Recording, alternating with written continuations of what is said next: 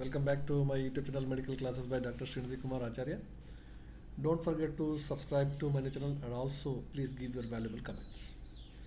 And you can also visit my playlist. In the playlist, I have provided almost all the topics in a very systematic order. You can make use of it. My dear friends, today also we will discuss a very small topic. Of course, this is a general topic. Nowadays, a lot of discussion is going on regarding the diet and how we have to take the diet and what are the rules and regulations of the diet, how diet over the time is get changed compared to our ancestors, and what about the adulterations in the routine food materials that we are taking. These are all the big matter of a discussion. Now, how much food you have to take daily and what is the purpose of taking this food? So first we need to understand this particular point, because if we see in the ancestral time, definitely we come to that phase of their life where people are hardly getting something to eat, so they have got uh, a lot of problem in procuring the food materials on those days. They are not getting sufficient amount of the food for leading their life, and we got many references where there is a drought and the poor people, so they are only eating two times per day and very limited amount of food they are taking, and still they are doing good amount of exercise, hard work and all, and they uh, comparatively they used to suffer with less number of disorders compared to the present day situation. So this was a hard fact which we find in the history.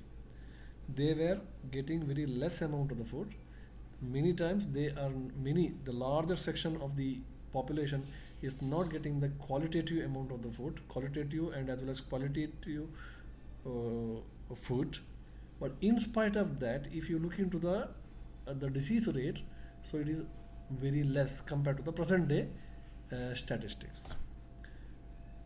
Now, superficially, I cannot go in detail about this topic. Superficially, we can just assess why this particular uh, change is there. We are nowadays we are almost all taking food three times per day, and we have got sufficient amount of the food, and quality of the food also we are very aware, and our kids also we are giving the quality of the food, but still we are nowadays suffering from more disorders, more drastic disorders, and even although malnourishment is not there, obesity like the other malnourishment disorders are there. Now, nutritional disorders are not only the poor nutritional disorders or malnutritional disorders, over nutritional disorders are also of equal danger. Okay, so therefore somewhere we are having lack of knowledge regarding the proper utilization of the food. Either we are taking less or either we are taking more. For this, I want to today quote one very important shloka. Although we can talk hours together regarding this diet plan and all those things, but one important shloka which is mentioned in our Purana, very clear cut shloka which mentions us or which tells us what should be your idea when you are taking the food. So that shloka is Annapurne Sadapurne Shankari Pranavallave Jnana Vairagya Siddhyartham Bhiksham Dehi Cha Parvati. So this is a beautiful shloka which is mentioned in Puranas. So what they say, Annapurne Sadapurne Shankari Pranavallave Jnana Vairagya Siddhyartham Bhiksham Dehi. So a person is now begging with the Parvati, Annapurna Devi, okay, to provide some amount of the food. Okay, so Bhiksham Dehi Cha Parvati. Okay, to to have some food for the eat, and while eating, what actually we have to pray with the god is, okay, so what we have to pray with the god is jnana vairagya siddhyartham. That means if every time when I am eating something, taking some food, this fact should be remembered always. What is that?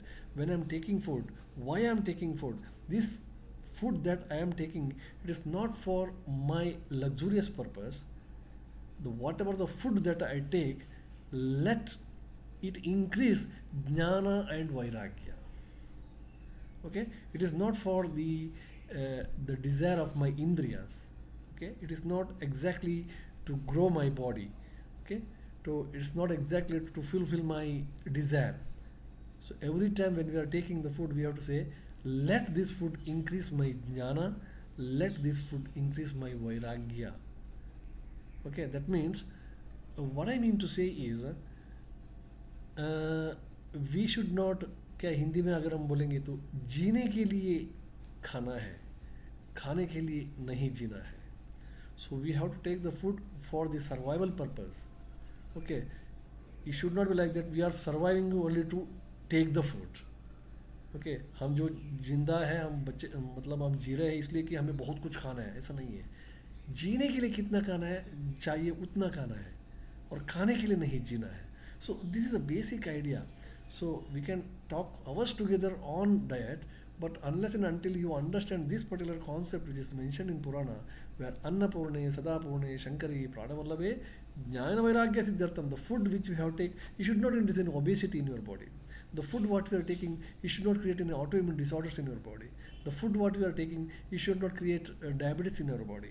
It should not be a root cause for some other disorders. It should not be a root cause for the mandagni. Rather, the food which you are taking, it should produce jnana, ignite your jnana, and as well as a vairagya. That means basically your food should be a satvika food. Basically, it should be a satvika food can only induce the jnana, and that should produce vairagya in your body, not further desire of that particular food. This should not increase the desire of further eating. Okay, that should produce a sort of contentment and as well as vairagya to you. Okay, so such a beautiful, philosophically explained shloka, so which is more reliable to the present day practice. Thank you very much. We will again meet with another class. Thank you very much. Thank you.